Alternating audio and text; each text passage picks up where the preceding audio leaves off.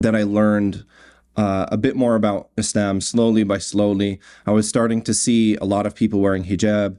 On Fridays, mashallah, I'd see brothers, even, white English brothers, walking around wearing thobes.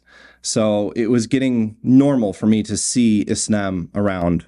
So I started thinking about, what my future might be. And I said, I don't really know anything about Islam. I've never really looked at religion. Maybe I should look into it.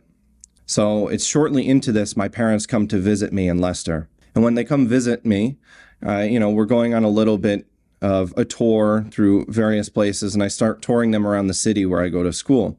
As I'm there in the city, I am walking around showing my parents things, and I find a copy of the Quran translation in my hands. So a young boy, maybe he was 8, 10 years old. I don't remember his face. I don't remember his name. I don't think he said anything to me at all. Just put a copy in my hand and disappeared. So I thought, okay, well, that's interesting. I said, okay, I thought about learning more about this. Now I've got a copy in my hands. I might as well read it to try to see what this sister believes. Here's me thinking maybe we'll get together in the future, possibly get married, and I don't want to be ignorant of her beliefs. So it was, I think later that day or the following day, I started to read. I went through Surah Al-Fatiha, I started into Surah Al-Baqarah, and I'm like, I've never seen anything worded like this before.